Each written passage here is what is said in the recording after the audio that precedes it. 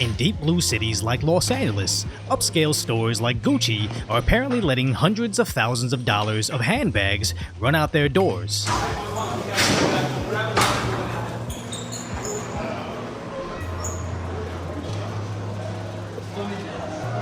And this is not the only instance, as right after, another Gucci store miles away also got hit.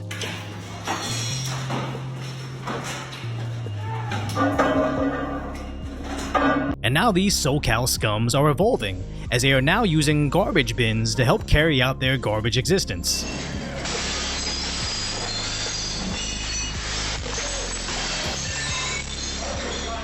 So from high-end jewelry in California, garbage bins are now being used for cigarette theft in New York.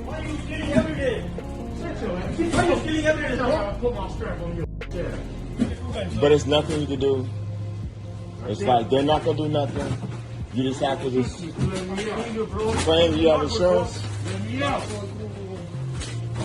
have insurance? Hey, don't. Hey, ain't nothing you can do, man. Don't do that. Don't do that, man. Don't do that.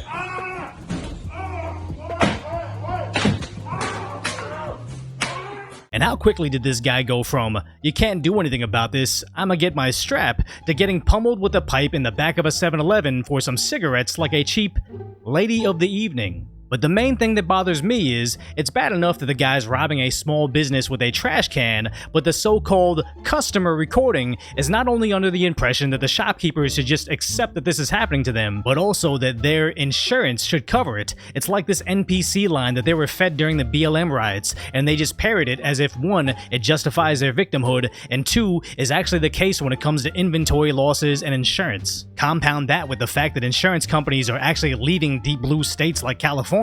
So they've gone from, it's just a corporation, to, it's just a local small business owner, to, it's just an insurance company, to eventually, how come there's no taxpayers left to load my EBT account? Because in New York, apparently replacing the police with pipes is becoming a thing.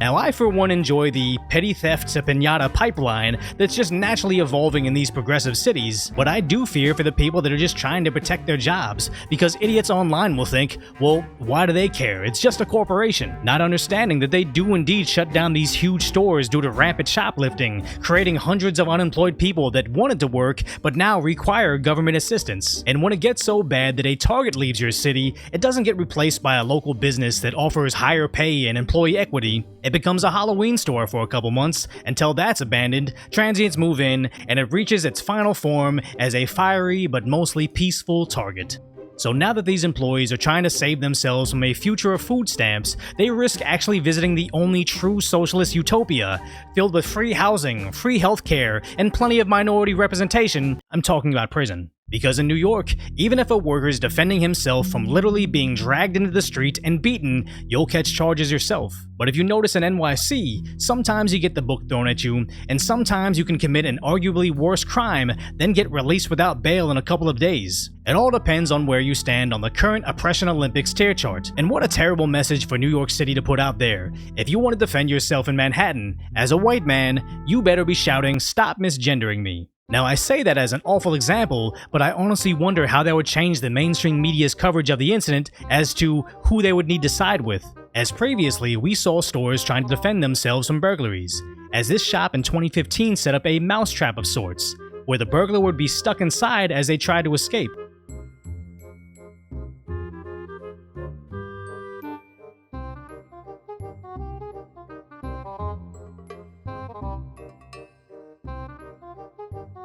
And the police would be able to arrive and arrest them.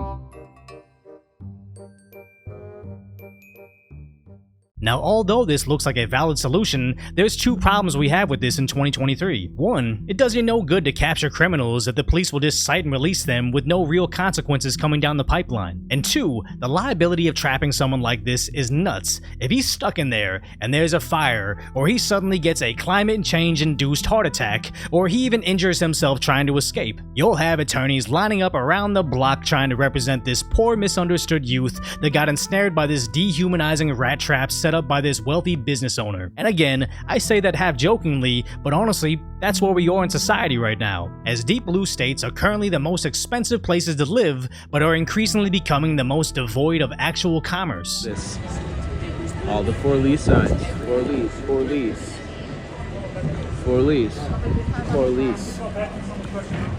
So coming full circle, this blue bubble of progressive promises is about to burst like a piñata, except there's no candy inside, just poverty. So if you appreciate my concise, lighthearted commentary on what's really going on in the world, hopefully I've earned your subscription, then go check out the video on how Seattle is getting exactly what it voted for.